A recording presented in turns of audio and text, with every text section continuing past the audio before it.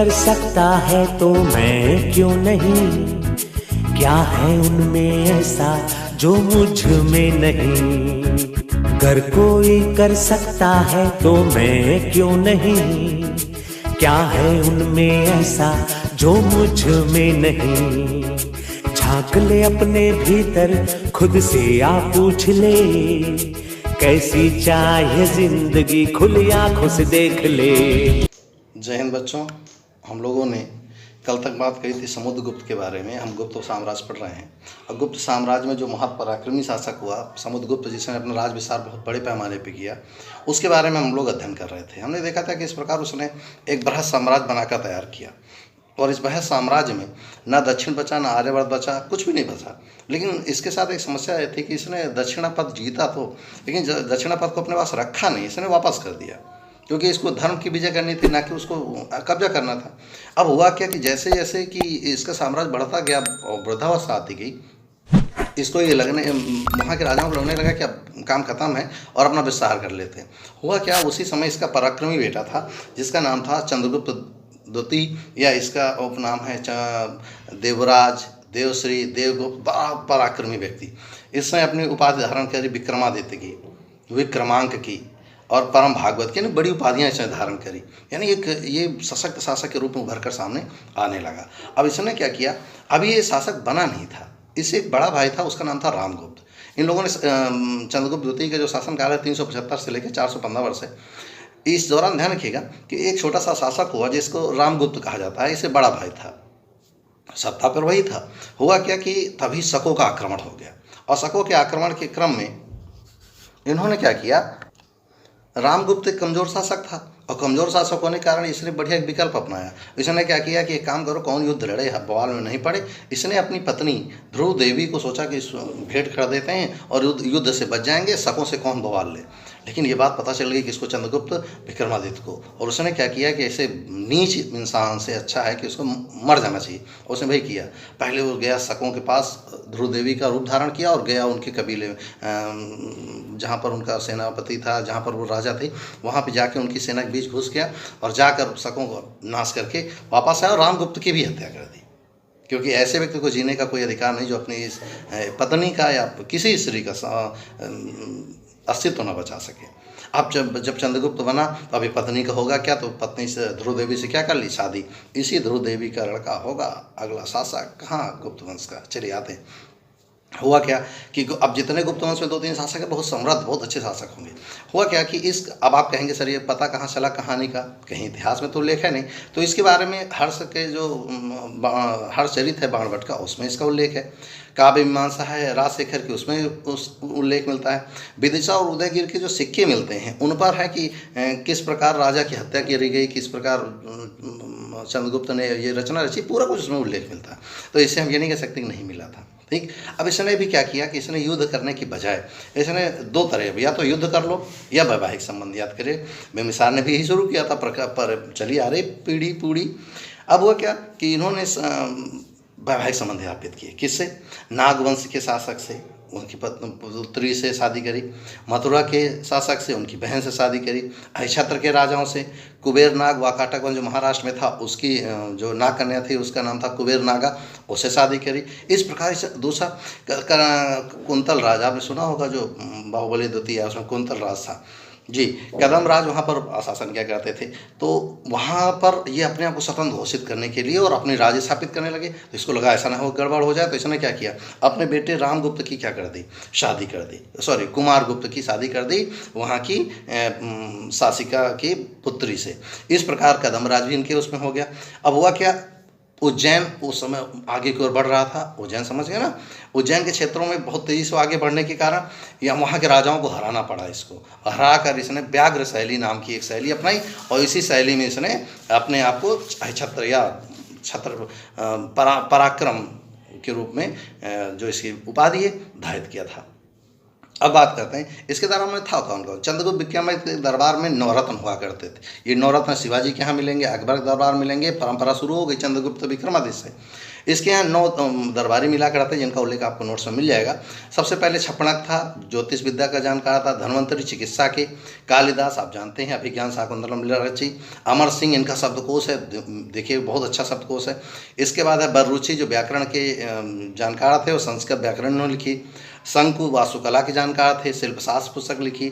हरिसेण या घटपरकर, ध्यान के घटपरकर पेपर में आ चुका है, ये कवि थे, आप जानते हैं खूब अच्छे से। बेताल भट्ट, विक्रम बेताल, कहानियाँ सुनी होंगी। ये कौन था? एक जादूगर था, इसकी कहानियाँ बहुत सारी मिलेंगी। अब हुआ क्या, ये चंद्रगुप्त का पराक्रम था कि चारों ओर इसकी ख्याति थी। चंद्रगुप्त के समय ही फाहियान भारत में आया है। कहाँ करने वाला था? चीन का। अच्छा, अब फाहियान और ह्वेनसांग में बड़ा कन्फ्यूजन होता है, आप आज से नहीं होगा। अरे ह्वेनसांग हर्षवर्धन, तो आपको रट्टा मारना, हर्षवर्धन के समय में हा हा हा दोनों हो गए, हर्षवर्धन ह्वेनसांग। अब बचा हुआ कौन? फाहियान। चंद्रगुप्त विक्रमादित्य के दरबार में आया था फाहियान। फा माने होता है धर्म, हियान माने होता है आचार, यानी धर्म का आचार। भारत में आया और भारत में इसका उद्देश्य क्या था? बौद्ध धर्मों का स्थलों का अध्ययन करना और सभी जगह पर जाकर जानकारी हासिल करना इस धर्म के बारे में। अब क्या हुआ, फाहियान सबसे पहले गया गौतमी बिहार और वहाँ से जाकर पूरे भारत में फैला। अंत में पहुँचा मध्य क्षेत्र में। उसने कहा कि यहाँ पर ब्राह्मण राज करते हैं, यहाँ बहुत सुख समृद्धि है, बहुत अच्छा राज्य है। मतलब क्या है, उसने अपने इतिहास किताब लिखी तो उसमें दिखाया कि ये लोग बहुत अमीर और बहुत अच्छे लोग हैं। इसका मतलब है कि यहाँ एक समृद्ध चंद्रगुप्त विक्रमादित्य का शासन जो था बहुत समृद्धशाली शासक के रूप में हुआ था। अब बात करते हैं कुमारगुप्त की। कुमारगुप्त चंद्रगुप्त विक्रमादित्य का ही पुत्र था और इसने उपाधियाँ क्या धारण, इस जहाँ महेंद्र महेंद्र मिले आप रट्टा मार के मार दे कुमारगुप्त होगा। इसने महेंद्रादित्य, श्री महेंद्र, अश्वमेध महेंद्र ये उपाधियाँ धारण की। उपाधियाँ महेंद्र मिले कुमारगुप्त हो गया। बड़ा बड़ा नाम है। अब किस चीज़ में बड़ा है जरा देखते हैं। इसकी माता का नाम था ध्रुवदेवी। आपने बताया था कि ये वही है जो रामगुप्त की पत्नी थी। यस, शादी गई चंद्रगुप्त, उन्हीं का पुत्र मैंने अभी कहा। इन्होंने मयूर आकृति की मुद्राएं सबसे ज़्यादा मात्रा में चलवाई थी। सर्वाधिक अभिलेख इसी समय मिलते हैं। 18 अभिलेखों का उल्लेख मिलता है कि इसके समय में 18 अभिलेख लिखवाए गए, यानी सबसे ज़्यादा अभिलेख कुमारगुप्त के समय में मिले हैं। राइट। शासनकाल इसने 415 से लेकर 455 के आसपास 40 वर्षों तक शासन किया है। और इसने गुप्तकालीन जो मुद्राओं का सबसे बड़ा ढेर मिला है कहाँ? बयाना राजस्थान में। जानते हैं बयाना भरतपुर के आसपास है। जैसे आप यूपी से आगरा से पार करके तो पहला जिला भरतपुर मिलेगा, वहीं पर सबसे बड़ी बयाना नामक स्थान है। वहाँ पर सबसे ज़्यादा मुद्राएं मिली किसकी?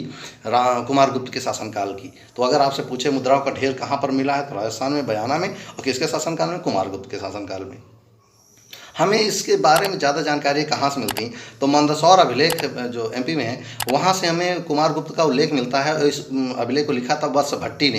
ये वत्स भट्टी इसके दरबार रहता जो संस्कृत का बहुत बड़ा लेखक था। तो इसने एक लिखा है कि कुमारगुप्त के शासन में क्या क्या था। दूसरा, उत्तर प्रदेश का बिलसाड़, आप जानते हो एटा जिला में स्थान है, वहाँ पर पूरा एक अभिलेख है जिसमें गुप्ता वंशावली लिखा है कि श्रीगुप्त से लेकर विष्णुगुप्त तक कौन कौन शासक रहा, कौन कौन कब काम क्या किया, ये सारा उल्लेख वहाँ है। अगला, इसने जो सबसे बड़ा काम किया, रिपीट करो, नालंदा विश्वविद्यालय की स्थापना की जो उस समय का सबसे बड़ा शिक्षा का केंद्र बन गया। नालंदा विश्वविद्यालय वह विद्यालय जहाँ उस समय एंट्रेंस परीक्षा हुआ करती थी। आज भी लोगों को डिग्री के लिए कुछ भी करने को तैयार है, लेकिन उस समय एंट्रेंस हुआ करता था नालंदा विश्वविद्यालय में। इतनी बड़ी ख्याति थी नालंदा विश्वविद्यालय, इसीलिए ऑक्सफोर्ड ऑफ महायाना बौद्धा इसको कहा जाता है। फिर से रिपीट कर रहा हूँ, ऑक्सफोर्ड ऑफ महायाना बौद्धा, यानी बौद्ध धर्म का जो ऑक्सफोर्ड है वो कौन था? नालंदा विश्वविद्यालय का। और कुमारगुप्त ने यहीं पर एक जल घड़ी बनवाई थी। जल घड़ी में 2 तरह की घड़ियाँ होती हैं। एक आप जयपुर जाइएगा तो वहाँ जंतर मंतर में एक कील लगी पत्थर पर, तो उस पर सूर्य का प्रकाश पड़ता है तो आपको टाइम सही दिखाती। इसी तरह यहाँ जल पर इसने घड़ी बनवाई थी कि समय पानी देखकर आप जान जाएंगे कि समय क्या हुआ है। अब तो खैर विभ्रंश बख्तियार खिलजी ने उसका नरक ही कर दिया। इस नालायक ने यूँ कह लें कि उसने पूरा नाश कर दिया था। उसको कहा जाए आग लगा दी और कई दिनों तक आग जलती रही। इतनी किताबें नाश करके हमारे धर्म ग्रंथों को गया बख्तियार खिलजी। अब क्या करते हैं कि भीतरी अभिलेख से पता चलता है कि इसी समय पुष्यमित्रों का, ये पुष्यमित्र वाले नहीं, स्थानीय शासक है, पुष्यमित्रों का आक्रमण होता है और कुमारगुप्त वहाँ पर अपने बेटे स्कंदगुप्त को युद्ध विजय के लिए भेजता है। स्कंदगुप्त भयंकर रूप से काटने वाला इंसान। ये पहुँचता है कि स्कंदगुप्त और पुष्यमित्रों को मार कूट के भगा के बाहर कर देता है। तो अगला शासक तुरंत अपने आप कौन आ जाता है? स्कंदगुप्त। स्कंदगुप्त का जो शासन था 455 से लेकर 467, 12 वर्ष से शासन कर पाया। लेकिन ये 12 वर्ष कहते हैं ना, ज़िंदगी बहुत लंबी नहीं होनी चाहिए, बढ़िया ज़िंदगी होनी चाहिए। पता अच्छा 95 साल में सड़ रहे हो, नहीं 80 साल में 60 साल में मस्त जीवन जी के निकल लो। यस, यही किया। अब हुआ क्या, स्कंदगुप्त ने बढ़िया शासन चलाया और इसके समय कितने प्रश्न यहाँ बनते हैं। सबसे पहला प्रश्न था हुणों का सबसे ज़्यादा आक्रमण कब हुआ? तो स्कंदगुप्त के समय में हुआ। इसने अपना उपाधि धारण की सकरादित्य, यानी मुझसे कोई जीतने में सक्षम नहीं है। तो हुड़ों का सर्वाधिक आक्रमण इसी के समय हुआ, सकरादित्य उपाधि धारण के।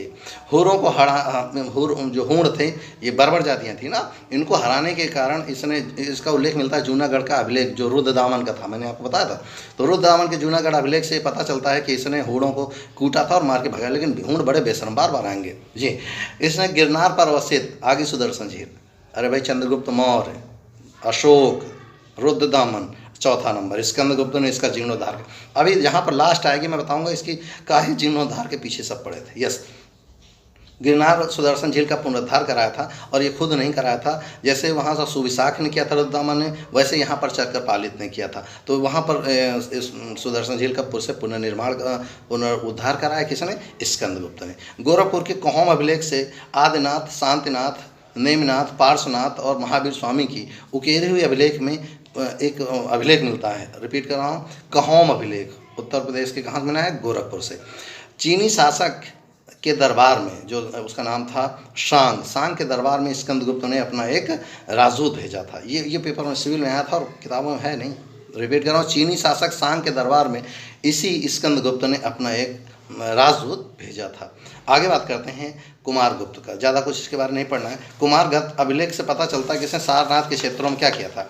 शासन किया था। ये था कुमारगुप्त। इसके बाद नरसिंहगुप्त, बालादित्य उपाधि पता चल गई, इनकी उपाधि बालादित्य थी। बहुत ज़्यादा इसमें नहीं, केवल एक सवाल आता है कि मिहिर कुल जो हुण था उसको किसने हराया था? तो ध्यान रखिए, नरसिंहगुप्त ने हुण शासक मिहिर कुल को मारकर भगाया था। यही एक मिलता है नरसिंहगुप्त के बारे में, और इससे ज़्यादा कुछ नहीं। देखो, हुण आए फिर पीटने, अभी और आएंगे। अब इसके बाद जो सबसे पराक्रमी और अंतिम शासक कह सकते हैं आप, वो था भानुगुप्त। 510 AD के आसपास इसने इसका एक मित्र था, उसका नाम था गोपराज। गोपराज की हत्या कर दी हुणों ने, और हुणों की जब हत्या कर दी तो उसकी पत्नी थी, और जब पति मर गया तो उसकी पत्नी जो थी उसने सतीत्व अपना लिया, यानी चिता पे अपने आग लगा ली। ये पहली बार सती होने का उल्लेख भानुगुप्त ने एक अभिलेख लिखाया था, ऐरण अभिलेख, बहुत पेपर में आ चुका। भानुगुप्त के ऐरण अभिलेख में पहली बार सती होने के साक्ष्य मिलते हैं, लेकिन इसी समय मित्र की मृत्यु और पत्नी की मृत्यु से गुस्सा होकर भानुगुप्त ने हुणों को पूरी तरह से क्या कर दिया? समूल नाश कर दिया, खत्म कर दिया हुणों को हमेशा के लिए। और भारत में आगे हुण कहीं मिले 510 AD के बाद हुणों का नाम ही नहीं मिलेगा। इस तरह से कूटा किसने?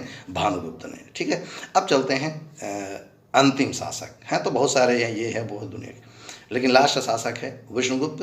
भाई शासक भी वही होना चाहिए जिसमें शासन की क्षमता हो, नाम के लिए शासन नहीं होना चाहिए। नहीं, मैं किसी को कह नहीं रहा हूँ इससे पहले सरकार में कौन शासन कर रहा था। चलिए, विष्णुगुप्त ये अंतिम महान शासक कह सकते हैं। नालंदा से प्राप्त मोहरों से इसके बारे में पता चलता है कि ये धीरे धीरे पतन की ओर जाने वाला शासक था, और ये अपनी सत्ता को समेट नहीं पाया, और यही कारण था कि गुप्त वंश यहीं से क्या हो गया? समाप्त हो गया। तो ये था लगभग 570 के आसपास आते आते गुप्त वंश अपने लास्ट स्थिति पर पहुंच गया। यूँ कहें कि स्टेज पर पहुंच गया, इनका काम खत्म हो चुका। लेकिन ये 219 से लेकर 280 से लेकर अभी तक जितना भी हम बात कर लें, चाहे वो किसी के बारे में बात करें, ये सारे के सारे जितने भी राजा थे, अगर हम कहें तो सारे के सारे राजा प्रचार प्रसार और इसमें लगे रहे, धन पर, अर्थ पर, सामाजिक आर्थिक स्थिति, राजनीतिक स्थिति इनकी क्या रही। हम अगला वीडियो में ही पढ़ेंगे कि इनकी सामाजिक स्थिति क्या रही, इनकी राजनीतिक स्थिति क्या रही। ये सारा कुछ हम पढ़ेंगे नेक्स्ट वीडियो में। और इसी समय अब होगा क्या, ये जब तक अब इनका पतन होगा और फिर छोटे राज उभर आएंगे। कौन? गुर्जर, प्रतिहार, पाल, ये सब दक्षिण में ढेर सारे राज, फिर छोटे छोटे राज उभर कर सामने आ जाएंगे। और इसी के साथ इन गुजरात के क्षेत्रों में, राजस्थान के क्षेत्रों में, उत्तर प्रदेश में छोटे छोटे राज्य जो बनेंगे, ये धीरे धीरे इस गुप्त वंश साम्राज्य के वैभव को क्या करेंगे? खत्म करेंगे। तो फिलहाल हम अभी सामाजिक आर्थिक स्थिति के बाद हम पढ़ेंगे कुछ स्थानीय राजाओं के बारे में, कुछ स्थानीय वंशों के बारे में, और फिर सीधा पहुँचें कहाँ? मध्यकालीन इतिहास में, जहाँ पर इंतजार कर रहे हैं हमारे बहुत सारे मित्र कि कैसे भारत में प्रवेश हुआ, मुस्लिम साम्राज्य कैसे स्थापित हुआ। फिलहाल आज इतना ही। नोट्स बनाते रहिएगा, करंट वाला आपका टॉपिक चल रहा है उसको पढ़ते रहिएगा, करंट ध्यान से तैयार करते रहिएगा, और उसको देखा जरूर करिए, सवेरे से कई बार उसको देखा करिए तो आपको करंट आसानी से तैयार हो जाएगा। ठीक है, फिलहाल इतना ही। मिलते हैं कल नेक्स्ट टॉपिक के साथ, नेक्स्ट वीडियो के साथ। जय हिंद।